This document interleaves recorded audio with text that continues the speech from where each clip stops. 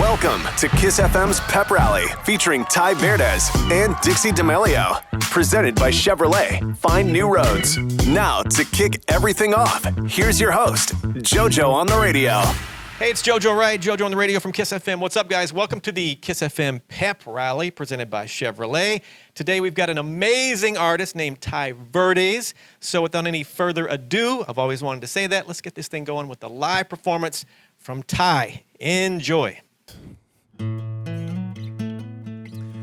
You guys want to know what she said to me? She said, "You're a player, aren't you? I hope you know that it shows." I said, "You don't know me like that. I just go with the flow." Yeah. She said, "You can't fool me like that. You're gonna leave me on red."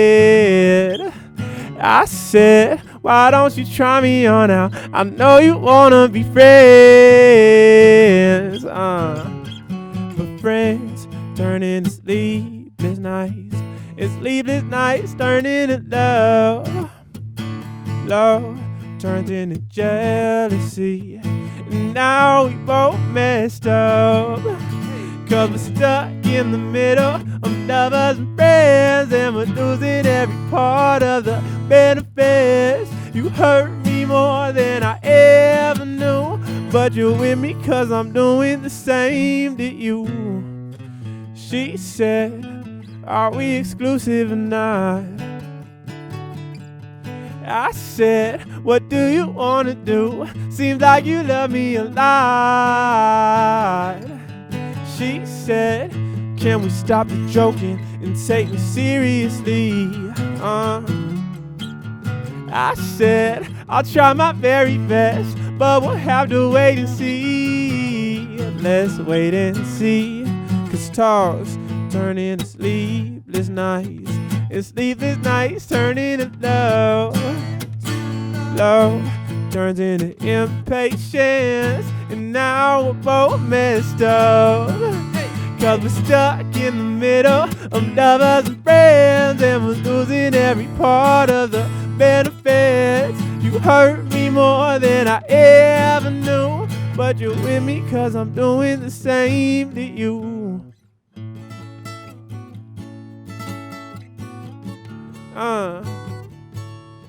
Hey, hey, oh yeah. Stuck in the middle with you. I've never met you in person until today, Verdes. Wow, Isn't that's that a great crazy? start. We did a couple of Zooms, because that's life now. Zoom is. We did. Do you think Zoom's going to be a part of our world forever now? Is it just a thing? You know what? I think it's done for the useless business meeting. It's going to be all Zooms. Apparently so. What I met Ty on Zoom. We did the iHeartRadio countdown, and I'm reading in this on my notes that he's 6'7", and I said, dude, one of these days we have to take a pic when we meet in person, because We do. You're 6'7". I'm sorry, I said 5. You're 6'7". I am almost 5'7". Ish. So Puts his leg out to verify. if you give me that little extra. And what is it? I mean, this is just a selfish question. What is it like to be 6 foot? Is there any downside to it? I mean, not really, except for planes. Planes kind of are terrible. But other than that, we're good. All right. I don't have any bad sides. I was kind of hoping you'd tell me something that was like, it's worse, so I can feel better about my life and everything. We'll get to the tour bus situation and the bunks and all that stuff later tour on. bus is kind of tight too. Yeah, how is this? I would like to think we're on the tail end of this pandemic, or it's certainly not as bad as it used to be.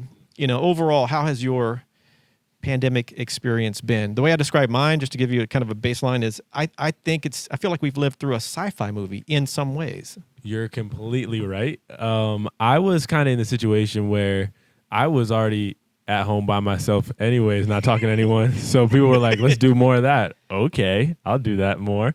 Even though it was like really hard times, I think I just am just so in touch with the internet that finding people and like spreading my music around wasn't as hard as I thought it would be. It's pretty wild that I guess a lot of your music is blown up in this pandemic space. Yep. So now the traditional, let's do a tour thing and all that stuff, that's finally, what's happening now.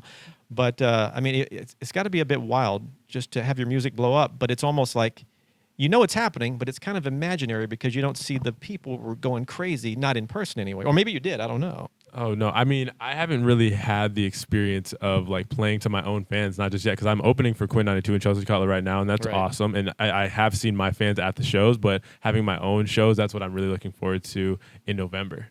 That's gonna be great. Man, tours. I'm so glad tours are back. I mean, not just for the fans, but for the art. I mean, fans want it. They want this, and I know you want it. Not only is it your livelihood and your business, it's just what's in your blood. That's why you do this whole thing, you know? So it's got to be a rush to finally get on stage and feel some passion and screams and madness and sweat.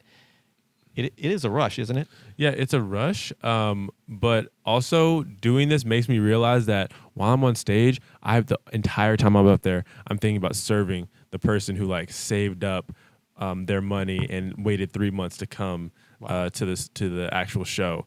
And that's all for the consumer, and I love that. But it makes me realize that when I make the music, it's all for me as well. So I'm going to be writing songs for a long time and performing songs for a long time because I love both sides of it. Do you, when you're on stage, do you know when you have the audience in the palm of your hand? Can you tell a moment? Like I've talked to, like I was with the Backstreet Boys backstage at one of their shows in L.A. And I said, when did you know that you had them? And he said there was a song. They have their big songs like I Want It That Way and whatnot. But he says when the audience started singing one of their kind of third tier kind of songs, you know, when everybody was singing this song that it's not the big, wasn't the biggest pop smash. That's when he knew. When do you know that you've got him in the palm of your hand? You know, that's a great question, and I go out there and I just don't care. I don't care. Like as much as I want to like serve the audience, I want to have the most fun on stage first, and then when people are having fun watching me, that's how I know that they're having fun. Because some people come to the show and they're like, I don't know if like is this when we dance, is this when we jump? I'm gonna tell you like jump right now, or I'm gonna stare at you this entire show. Oh, like that's how I usually do No it. pressure on that one for sure. Hey, speaking of fans, and this is probably a terrible question to ask, and I've always asked this. I love crazy fan encounters, psycho fan encounters. Not that your fans are psycho. They're beautiful, wonderful, lovely, amazing people. But every now and then, somebody gets a little extra.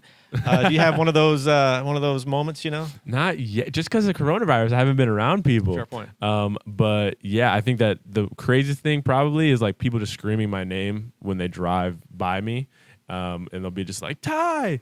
And then I'll just have to look around and see who's around and make sure it's no one creepy. But other than that, it's great. Isn't that wild? That's not in normal day life. That ain't normal.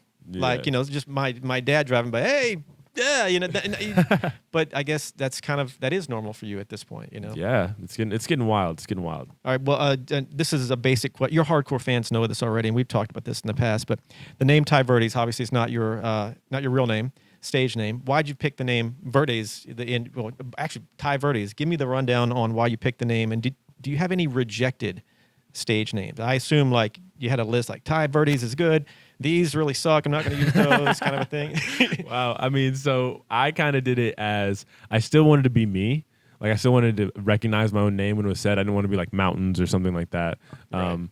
So I went and got a piece of paper and I wrote down a bunch of like ideas. And I actually had a little crisis when I couldn't figure one out because I had stuck in the middle before I picked my name, so I couldn't put out the song without picking my name. So I went through names that start with T, and people call me Ty already. So I was just like, let's just go with Ty, but make it a T-A-I to make it a little bit different. And then Verdes, because I live in Palos Verdes, California, growing up.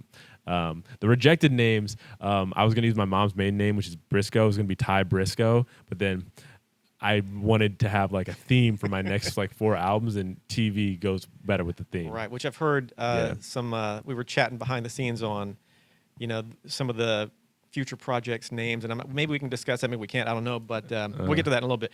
Hey, he's got so many great stories. I love the story, and once again, your fans have heard this, but you're working at, I think it was the Verizon store in somewhere in Southern Cali here, and that's basically where you were when your first track it blew up, right? Mm-hmm. So give me that story and the employees and your coworkers. Were they like just as blown away as you were? Well, to be honest, I only worked with like 2 people in the store. So not even 2. I was one of the 2 people. Like I had the keys to the store and I would like, open it up and close it. This other guy named Andrew, shout out Andrew.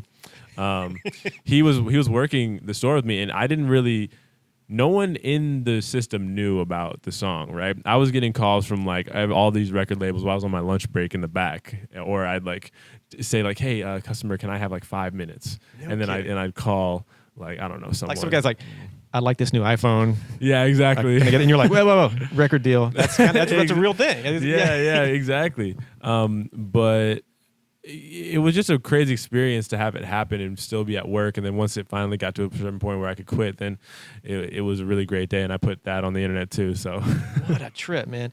And once again, Ty, so Verizon store. And at one point, like, you're probably pretty serious. I'm guessing you wanted to be a manager, I'm guessing, at the Verizon store. I heard that maybe that was, I don't know if that's true or not.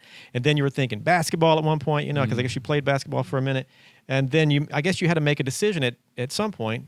And maybe this is way before the Verizon gig, like no basketball, forget the phone biz. Granted, you can get free iPhones from Verizon, I'm sure, but that's not, who cares? Music is the thing. Music, when did you know that, or maybe you knew all along, but yeah, I'll go ahead and ask the question. When did you know that this is what I'm doing? This is who I am? Yeah, I think that a lot of people look for the moment, for the inspiration point, and be like, oh, this is what I need to look for in my life. But in reality, I was just trying things that I liked. I'd done music for like a long time. I had played piano for 13 years, guitar for 4 years, and ukulele for like 4 years. And just gravitating back towards things I liked and just working on them until something worked. It wasn't like I was trying, every single day I want to be this. It was I want to try as many things as possible, and I like to be successful, and I want to be competitive with everything I do. So when I went to music, I realized that I fell in love with the process of making music compared to everything else that I had tried in LA, like acting or modeling or a podcast or stand-up comedy. I tried all those things, but music making was the process that I fell in love with the most. Everything else I kind of fell to the wayside. Acting, what's your thoughts on acting? Because I've done like a little dabble here and there, obviously just for fun and whatnot. And it's just, it's exciting to say, hey, I did this TV show, I'm in this movie. But the process of it, and granted, I did, like I said, just minimal, it's just bores me to tears. I can't even take it. Yeah, it's a lot of hurry up and wait in that industry. And I think that, if you're passionate about it, it's fun. Right. And I honestly am passionate about it too, but you just got to be ready for that all that rigmarole, you know what I'm saying? Yeah, it sounds super glamorous, and the craft of acting is it's work. But my God, I went to do this scene. It was for Bring It On Part 3. I'm very famous, Ty. And my scene was just nothing. But I was there for 9 hours doing for like it was. I knew right then, like, man, this is not for me. Maybe they'll figure out that time thing. So they got to work that out. How long does it take to take this camera and put it from there to there? Just do it. We mentioned of course, TV. The album is out. For people who haven't checked the album, I'd like you to talk about that. But I also love the concept because this album is called TV, and if you can say the next album, you're targeting a title which is similar, and say that if you can. Oh, yeah. Well, I think I can. The next album is probably going to be called HDTV. And we're going to have a whole theme. It's just basically following my life as a diary. Right. And the tour is going to also be called the HDTV tour, But it's basically like following a diary of my life every step of the way. So when somebody listens to the album, there's a reason to listen to it. Every single album that I've listened to all the way through, I've been either a major fan of, or there's been a reason to listen to it. So I just want to give fans that really want to like dig into my music a reason to like tell people, oh, this is why he put this song here. This is why this song goes there. Like I want people to have like a culture around my music. Is that what you mean by, or that's what they mean by an album? Because I asked you this question. I think we, I don't know if we ever came to a conclusion. The difference between an album and an EP. Yeah. There's I guess there's 1,000 different, if an artist wants to call it an EP or an album, that's just the answer. But I guess an album theoretically is a cohesive body of music versus an EP. Hey, here's a couple of songs to check out. So exactly. Is that now cohesive, meaning they all have to kind of mean, it's like a journey kind of a thing? I think if the artist has a concept for the songs, and it's an album, then they say it's an album, whatever it even sounds like. It could be songs that are all different genres, whatever it is. But whatever the artist says, if he has a story that's melding everything together, then it's probably an album. If it's just a bunch of songs, then that's probably just an EP. My favorite album of all time, Michael Jackson, Thriller. Love it. Amazing Hits. album. But hits. I don't know what the theme is. What is the theme? Is it just... The theme is just greatness. Yeah, Michael, he ain't joking around. True or false? This can't be true. You've never written a song in the morning. Oh, I've never written the song. Yeah. I don't. I mean, 5 a.m. because I stayed up late last night. That doesn't count. Or maybe it does. I don't know. Yeah, exactly. But I usually don't write in the morning. Who wants to write a song in the morning? Who wants to do anything in the morning? This tour with Quinn 92 and Chelsea Cutler. By the way, I'm big into the paranormal, ghost, UFOs. Love that. I've got this podcast called Paranormal-ish. If you ever have an encounter, we'll get to that later. But I talked to Quinn 92 once, and I said, give me one of your paranormal encounters. This is not really a question, but it wasn't a paranormal encounter he gave me, but his family, their family business was the funeral business. To my understanding, well, he told me that he lived at a funeral home. Wow. If you ever get a chance to visit the family business, you should do that. I had no idea that he was in that business at all. I've been on tour with him for like 20 shows. I did not know Ask that. him about that. Seems crazy. But yeah, talk about this tour. What do people need to know about you and this tour and any other shows you got coming up? The tour is just fun for me, and it's for everyone who comes. I'm just having a good time up there. The band that we got is really great. All the instrumentalists are so awesome. Just having fun and like having an escape for people is something that I like really want to provide. And this next couple of tours I'm about to go on, and I'm about to go to Europe for a little bit, and then going into 2 headline shows after that. It's just gonna all be fun. I'm gonna try to make myself pass out every single time I go up on stage. I can imagine. What have you? I mean, granted, COVID is what it is in the U.S. Some places are worse than others. Who knows? UK, have they geared you up for what to expect over there? I have no idea. I like to go in blind. Like, I don't even search up pictures of the venues. I've never been to any of these venues before, and I go and I'm just like, oh, so this is what this is. And then I play the show, and then we go to the next one. Oh man. And okay. Speaking of hotels and venues and whatnot, do you tour with or have you thought about touring with a hotel alias? Do you ever because you can't use Ty Verdes unless if you want to have some privacy. Yeah. I mean, I can use my regular name, but I don't know. I think maybe ask me after album 2. I'll figure out one. There we go. All right. What do you consider over? You've done some shows. I'm curious. What do you consider your personal best performance? Like, what happened to make everything went great? Then the complete flip of that. What show went straight to hell? Everything went completely wrong. Disaster. I'll answer the question with one answer in general. Lollapalooza was my first show ever, right? First show ever. No pressure. Exactly. And it was in front of 35,000 people.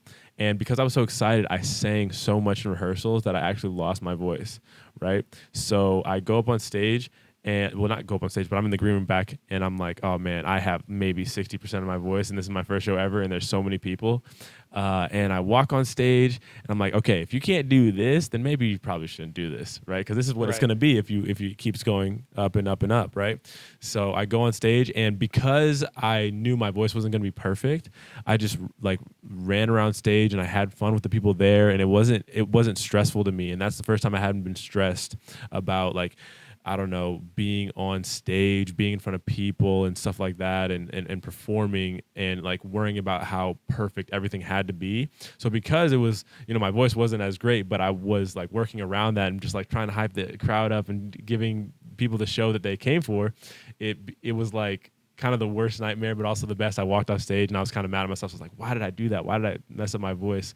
But then everyone was like, that was a great show. It's because I didn't care. It was just because I was trying my best the entire time. And I think that people can tell when you're trying, and they appreciate that. We were talking behind the scenes before we started this recording here that that crowd, 35,000, whatever it was, people are singing every word to not only A-OK, but they know all your deep cuts. I mean, Exactly. they weren't just there passively just to see the show. I mean, granted, they wanted to see everybody, of course, but they knew your lyrics.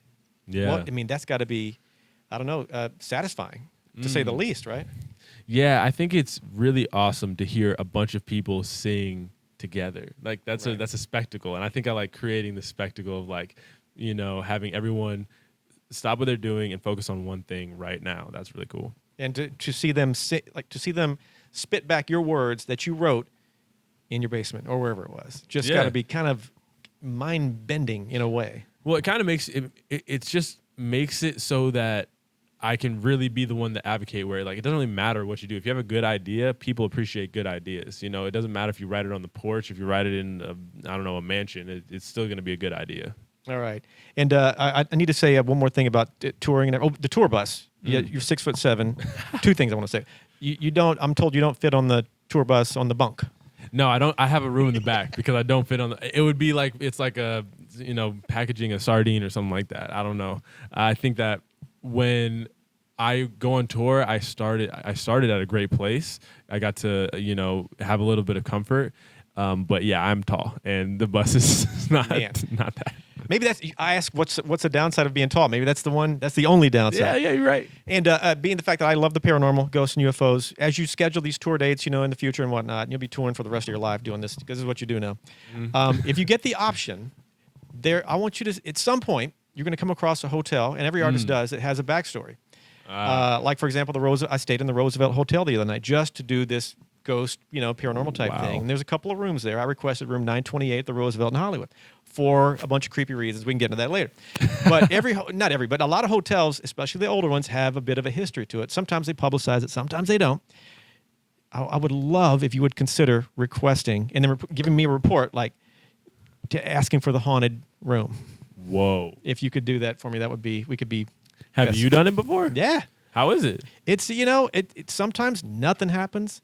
At that Roosevelt Hotel, this room 928, we had psychic come in and all this stuff, and they hung up for a while and did their thing. Then they left, and I felt as I was walking back to the room, I felt like The Shining, the movie The Shining, the creepy hallways, like any scary movie, long. I felt like I was in a scary movie, and I woke up at exactly 4:44 in the morning. Still not sure what that means, and I had the most bizarre dream. I won't get into that now, but it really kind of freaked me out. Now, sometimes nothing happens.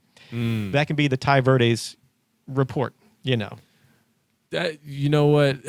Money will make me do a lot of things. But maybe not that. Yeah, Pink told me once, I think she said she was in a hotel in Turkey, and she said this spirit or whatever it was, threw a glass off, it like basically dragged her off the bed and threw this crushed a glass off the counter.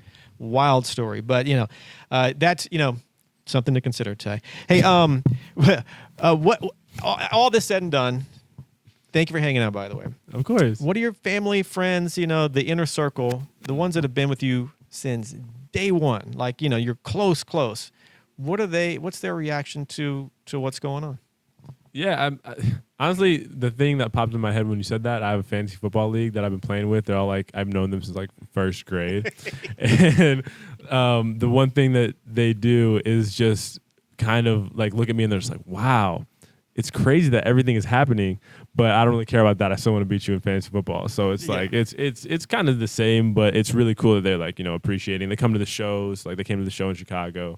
Having supportive friends helps. What's your fantasy football team name and who'd you draft? What's your first pick? Oh, my first pick this year Where'd you pick it in the draft? Dang, I think I was either second or third, and I picked Derrick Henry. Oh, dude, that was my first pick, but I got him like at 7 overall, something. Oh, like that. okay. So, he's paying off. And how's your team doing so far? Still? I think we are. I don't need to check my app. I don't know. I think we're in like 4th place or something like that. Usually we do pretty well. And when your team name, what do you call it? Like, is it the AOK? Or? I honestly don't remember. I made this. I don't even. Yeah. Your friends be like, oh my God, what a jackass. But hey, Ty, what am I forgetting to? We'll wrap it up now, but final question. What am I forgetting? It's got to be something I'm forgetting to ask you. You know what? I think you're really good at your job, and you ask me great questions. Thank you very much. Well, next time you come in, one of these days, when the time is right and everything settles down, I've gotten a couple of tattoos on the air. Do you have any tats? I don't have any tats. Well, if you're into the tattoo thing, I've gotten tats from time to time on the air. I don't know why I do that. It's just sort of, I find it. The first time I did it, I think it was so I wouldn't back out because, if I could talk myself out of something. But my first one I said, I'm doing it on the radio. So I knew I wouldn't back out of that because I've already said it. And when it's on the radio, you got to do it, in my head anyway. One of these days, let's get a radio tattoo. A radio tattoo. Wow. Yeah. That's actually kind of cool. That's the flex. It's probably a bad decision. It's a terrible decision. Ty, thank you for hanging out, man. No problem. Anytime. That is Ty Verdes. Of course, you know that right there. Love it. The KIIS FM Pep Rally presented by Chevrolet continues. More with Ty Verdes coming up in a few moments, but we caught up with Dixie D'Amelio for an exclusive Q&A. Take a look at this.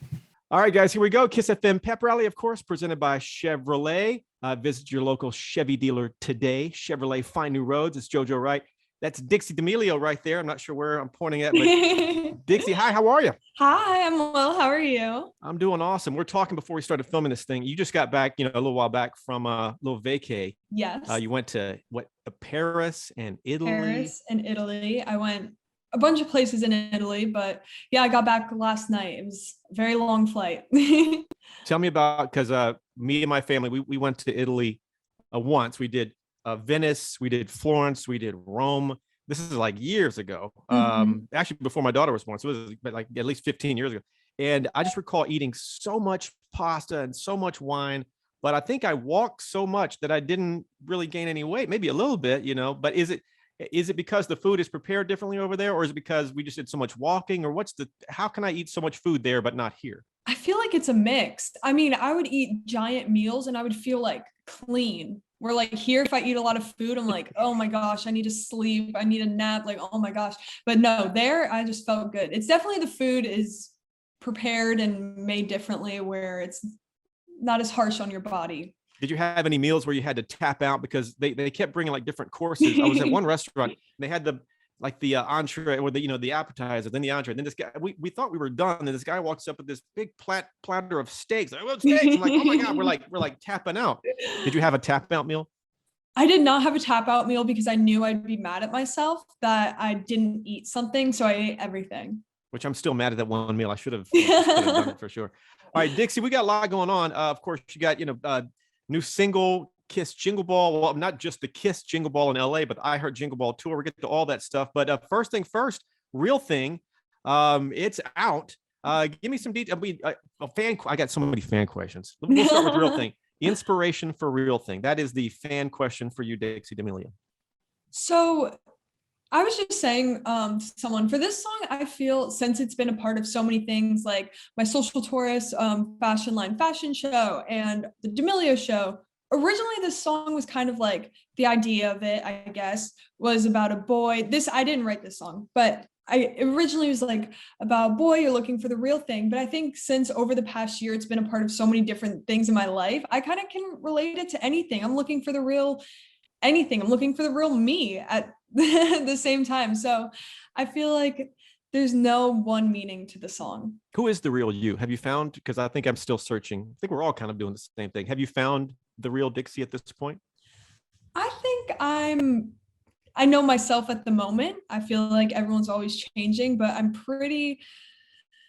think I'm pretty self-aware at this moment with who I am and what I'm doing. Well, if you guys haven't checked out Real Thing, get on that for sure. Speaking of writing, I know you didn't write that Real Thing, but you've written tracks before. What's your favorite lyric? Another fan question. All these fan questions are really good. Favorite lyric you've ever written, which it's almost impossible to pick your favorite kid. So to speak, I would have to think about that one. Every time I ask this question to an artist, it is the same reaction. It's like, oh my God, what, it's like you're I'm going to every single place right now. You're betraying all the other lyrics you've written when you pick one. It's like you're a bad person for not, It's kind of, I feel like it's such an in the moment thing where you're like, oh my gosh, I love this. This is the best thing I've ever written. And then the next thing comes, you're like, oh my gosh, I love this.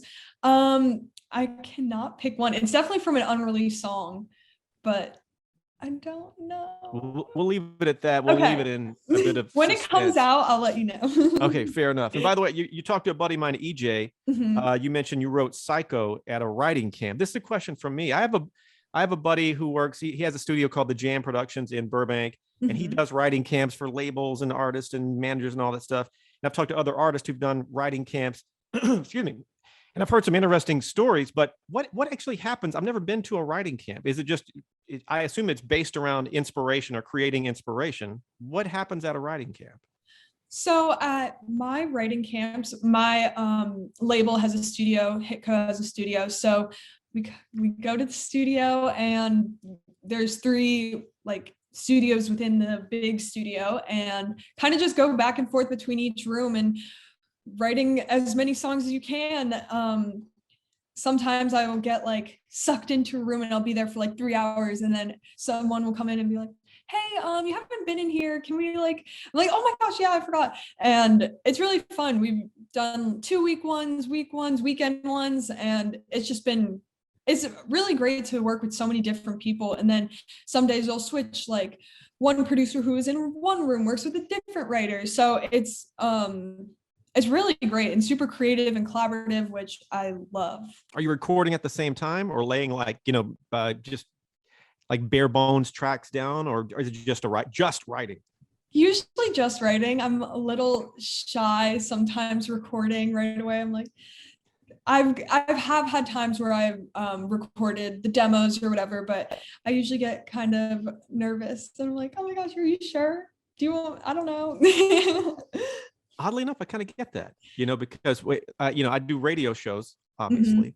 And the only people that I let in the studio, for the most part, are people that are part of the show, whether it be, and if I have an in-studio audience, they're part of the show. But, this is a terrible way to describe it, but it's like, you don't want to, this is awful, forgive me, but it's like, you don't let anybody in the bathroom unless you're comfortable with it. And granted, I don't want anybody in the bathroom.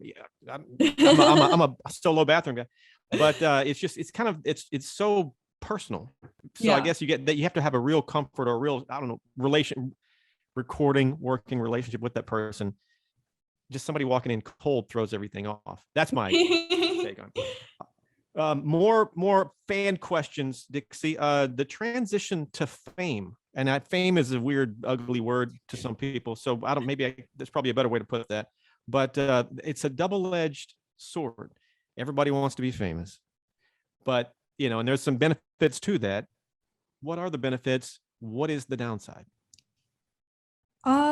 Recently I've been thinking about this a lot, and feel this past year I've said a lot of negative things about what comes with all this. And I try to think of what myself as a child would have thought of this, and why am I wasting time being so negative instead of taking the opportunity I have and making it a positive thing. Anything can be positive. So I don't see a negative. I have people that love me. I have a huge outlet to share my creativity, and I have something that could possibly not last forever. So I try not to look at negative things. There's so many more positives than negatives. And I feel like if you talk about the positives more, the positives will show more. The more you're dwelling on the negative, the more negative things will happen. So I try really hard to just keep that mindset, even though some days I'm like, what the hell am I saying? This is like, shut up. But most days I'm pretty just grateful for everything and try not to care about the stupid things that like upset me so much. And it really happened after the D'Amelio show came out, because I was reading the comments, and obviously because I'm a freaking psycho, but I was reading the comments and a lot of the people who were hating or whatever were like, why are they so upset? They have all this. And I'm like, you're so right. I don't know why I'm so upset, because I am just thinking about the negative sides when I could be thinking about the positive sides. And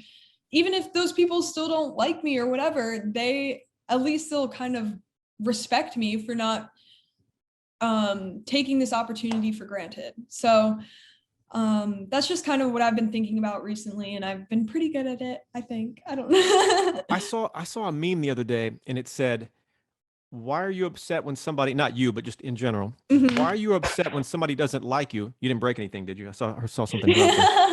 Why are you upset when somebody doesn't like you when you don't like everybody? And I thought, man, that is, because, I'm sure we're not going to name names, Dixie, but, me, you, we don't like everybody either. So I guess why are we upset when somebody says something bad? Which I'm still somewhat thin-skinned too. So who knows? The D'Amelio show, the Hulu show. I mean, the reactions so far? That's another fan question. There were so many questions about the Hulu show. Did you enjoy, or are you? I assume you guys are done filming everything, unless you're working on another season. But I assume, did you enjoy the process? Did you have a say in the editing, or did things get on there that you wish wouldn't have got on there? I mean, how was that whole process? I love the process. I thought everything went very smoothly. I think a lot of the feedback we got was, oh my gosh, I feel so bad for them. And that kind of wasn't the whole idea of it.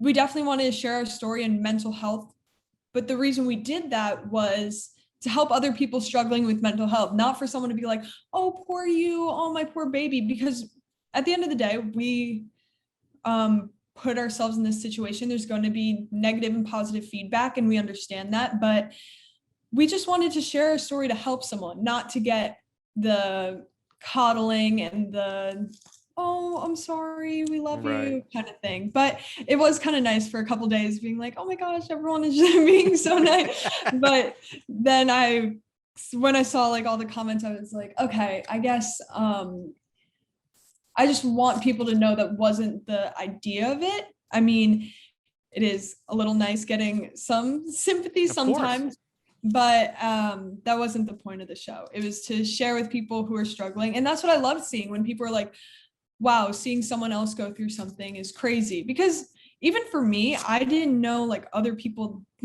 like, this kind of sounds a little conceited, but for a long time I was like, I'm the only one dealing with stuff and no one gets it. And now being in social media, I'm realizing everyone deals with everything every day at every time, and I don't know. So why am I trying? Like, I understand you want to, sometimes when you're in a very low place, you want to be the victim so you can feel like that's okay to be in that position, but that also stops you from getting out of that place. So seeing that other people are dealing with things and other people helping themselves is a great motivation to help yourself. Very cool. Very well put. When you shoot a show like this, I mean, I guess every reality show is a little different, but cameras aren't in your house 24/7. You pick certain days, like 3 days a week or 2 days a week or whatever it is. Is that kind of how it works? Yeah, it was 5 days a week, sometimes more. But 5 days a week is a lot. I mean, yes, but it was really normal because it wasn't like, okay, we need to do this, this, and this today, and you need to say this to this person so we can get something. It was kind of like, oh, what is on your schedule for today, and can we follow it? And there's a lot of things that they couldn't follow because of COVID and just restrictions, but everything they did follow was real and things we were doing and things we were going to do. So it was very natural for all of us. All right, you guys check out the show on Hulu. I think it launched September? September 3rd. Something like that. And it's still launching in places. I don't think it's out everywhere yet. Oh, really? I think it's still, yeah, which is cool because some people just still haven't seen it. So, yeah, but I think it's coming out the October 15th, or I don't know when this is coming out. Maybe my dates are all screwed up too as well. So yeah, check out the show on Hulu. Here's a random question from a fan, nothing to do with all that. And I've asked this before, and it's usually the same answer. I'll tell you if it's the same answer. Worst place you've been asked for a selfie. What is the worst place? I'm probably going to answer this the same. The bathroom. Yep. Definitely. Or, okay, I have another one. My front door of my house. Off limits. I mean, that was a rough place. And I just didn't know what to say. I was home alone. I was like, okay. But this is when we were in Connecticut. So people were like coming to our door every day, and I was home alone, and I was just like, sure, please don't share our address. I don't know. Oh my God. Yeah, that's off limits, you guys. Not the front door. The door. bathroom is pretty weird. I'm like, dude. Sometimes I know I'm being followed to the bathroom, and I'm like, dang, I really have to go, but now I'm nervous, so I can't. So I usually just like try to get it done, and then I'm like hoping they're leaving so I can go to the bathroom. Oh my God. Jason Derulo told me, and he was in some big stadium, where they have like normally there's nice, clean, separate stalls, Mhm. but they have this big, for lack of a better word, trough in some older stadiums. And he's of course doing his thing there, and some guy taps him on the shoulder, as he's like, "Oh, dude, give me in." Oh yeah, I've had people tell me they slid, they wanted an autograph, so they slid photos or whatever underneath stalls. I forget who told me that one, but man. All right, enough of that nonsense. Jingle Ball tour, of course, our iHeartRadio Jingle Ball tour. I believe you're doing. There's 10 shows on the tour. I think you're doing all the shows, right? Mhm. Are you excited? Nervous? What's your thoughts? I'm excited. I'm not really nervous. I kind of got a little more like, oh, okay, this is real when I saw the lineup, because I didn't know what the lineup was before it came out. But I'm just excited to do it. I'm excited to perform. I feel like my whole life, like I usually hated practicing or whatever, but kind of these past few months have been practice, and that's going to be like game time. So Right. I'm so excited to be on stage. It's been a very long time since I've been on stage, and I'm not really nervous for that part. I'm more nervous like practicing, I think. We had a fan question. Is this your first live concert? This is not your first, or is it? This is my first with my own songs. I performed growing up. I did theater. I was part of a vocal group. So I've done things like that. But this is going to be my first concert with my songs. Yeah. What a rush. I mean, seriously, to have people, hopefully singing some lyrics back to you. I find that just sort of surreal, because something you wrote in your basement, or, like you said, in one of those studios or whatnot, or just in your car, and to have somebody recite those back to you is just I don't know, crazy, I'm so like, I can't wait, because I feel I've been to a bunch of concerts in my life, and I just have see the reaction of the artists to the fans, and I can't wait to feel that. And I'm just so excited. Which city? Let me run through some of the cities. Of course, I'm a little partial to our KIIS FM Jingle Ball in LA, with the Ed and Dua and everybody else, But here's the shows on the tour: LA, and tell me which one that really kind of like, oh my God, I can't believe. New York City, Miami, Boston, DC, Dallas, Chicago, Atlanta, Minneapolis, Philly. I think they added one in Cattle Gap, Iowa. That should be a big show. They did not do that. That'd be weird. I don't even know what there's no city called. But yeah, which one really kind of grabs you there? Aside from LA, of course, LA, I think New York is going to be insane being there, because I did go to the New York Jingle Ball before I even started music. So that's going to be crazy. I'm also really excited for Philly. I love Philly. Right.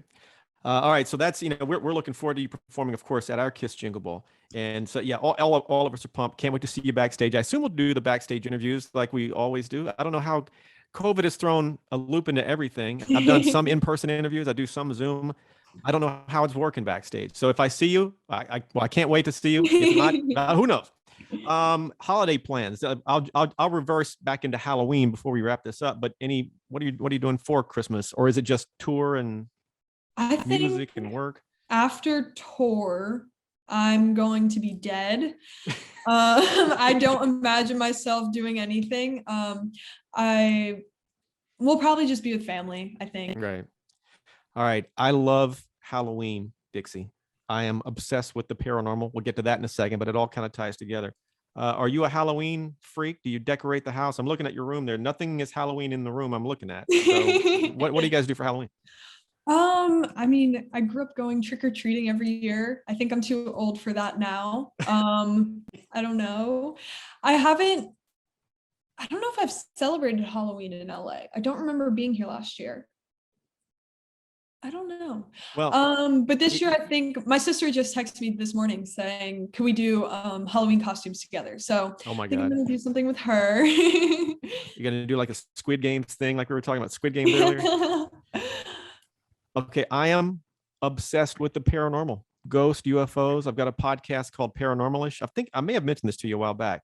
I don't have you haven't had a paranormal encounter, if I recall, right? I think Nothing's we talked happened. about I had a Ouija board thing, but I wasn't sure if it was real or not. What happened once again? Did something move on It you, or moved and said it spelled out my mom's name. Huh. Yeah, it was really weird. I don't remember. And I was with my best friend. I wasn't with my mom. And I don't, it was a little fishy. I'm not suspect. exactly sure what happened. Well, if you ever like when you here's my request, and you're going to say no because who would say yes to this? But when you start touring, and I'm guessing they've already probably mapped out the, as far as the Jingle Ball where you're staying at and all that stuff. But when you start doing your own tour and all this stuff, you'll have access to a lot of places. Some hotel's going to have a haunted history. I think you should request the haunted room in one of these hotels. This is where you say no. I've been to a haunted hotel before. I've stayed at one. Which one? New Orleans. Oh, that place. It was a hotel of an artist. I cannot remember right now, but I remember being like super scared, and my mom hates like everything scary and haunted. So she was like freaking out, but I just remember thinking it was really cool, but I'll get back to you on the name and where it is, but I remember I did that and that was really fun. Next time you do, kind of note what happens. I stayed the other day I just rented the room, had a psychic join me. We did a little investigation at room, what was it, 928 at the Roosevelt in Hollywood, supposed to be one of the haunted rooms. And I had some bizarre dreams that night, super bizarre staying in that room. It's a story for another day. Dixie D'Amelio's hanging out, of course. This is our KIIS FM Pep Rally presented by Chevrolet, Find New Roads. We've got a Chevy Grand Prize winner, and she has a question to ask you, Dixie. Let's pull up Monica Garcia. It's beautiful. Okay. Now, hey, who we got here, Monica? Who is this? My daughter, Mackenzie. Hello. What's your question for Dixie? How did you get your social media platform started? Okay. I mean, I've been on social media since probably 6th grade, which might be a little young, but everyone else was doing it. And kind of always been a viewer of everything. And then my senior year in high school, my sister Charlie started posting on TikTok and started blowing up. And I just also started posting. I mean, everyone was always posting, and then people found out I was her sister and following me, and it kind of just all happened together. And it was pretty just fast and natural and nothing I'd ever expected because I was always a viewer. I was a viewer on every social media platform, but it was a little bit of a surprise. It was nothing planned at all. Dixie, thank you very much for your time. Really appreciate it. And look forward to seeing you at our KIIS Jingle Ball, okay? Of course. Thank you so much. It was so nice talking to you again. Absolutely. At the end of every interview, fist bump to make it official. Tap the cam, Dixie. Give me a little. There we go. All right, I got one question for you guys. Doesn't this guitar sound so good? Yeah, I mean, there's only one answer, right? All right, here we go. Yeah, living in this big blue world with my head up in outer space. I know I'll be A-O-A-OK. I know I'll be A-O-A-OK. When I see trouble come my way, I'll be making lemonade. I know I'll be A-O-A-OK. I know I'll be A-O-A-OK. Hey, little lady, I know you're feeling crazy. All your other friends are busy making them babies. Been out in the real world, don't like how it's tasting. Let me change your mind with my little old saying. 2, 4, 6, 8, who do we appreciate? Put some sugar in my water, cause we make it Minute Maid. Forget all the hate, do a shimmy shake. Throw a middle finger up down the interstate. Living in this big blue world with my head up in outer space. I know I'll be A-O-A-OK. I know I'll be A-O-A-OK. When I see trouble come my way, I'll be making lemonade. I know I'll be A-O-A-OK. I know I'll be A-O-A-OK. Oh yeah, ooh, ooh, ooh, ooh, ooh, ooh, yeah, yeah, ooh, ooh, ooh, ooh, ooh, yeah. Listen, I'd be lying if I said I knew the way. I'd be lying. I just eat and then pretend that it's gourmet. I've had terrible, horrible, no good, very bad days. but I'm a G. Can't you see that? I will always be A-okay. Hit it, A-okay. I'ma be A-okay. You gon' be A-okay. We gon' be A-okay. Shika, shika. 3, 4, living in this big blue world with my head up in outer space. I know I'll be A-okay. I know I'll be A-okay. When I see trouble come my way, I'll be making lemonade. I know I'll be A-okay. I know I'll be A-okay. Ooh, yeah, yeah, yeah. Yeah. Love it. Thank you, Ty Verdes. Amazing performance. And of course, don't forget to stream all his music or you're a bad person. And you can catch him on the road as well. And thank you guys for watching. This is the KIIS FM Pep Rally presented by Chevrolet. Find new roads. I'm JoJo Wright. JoJo on the radio from KIIS FM. See you later. Bye. This has been KIIS FM's Pep Rally featuring Ty Verdes and Dixie D'Amelio. Presented by Chevrolet. Find new roads. Tell your smart device to play 102.7 KIIS FM on iHeartRadio for more music and exclusive content from your favorite artists. Thanks for hanging out.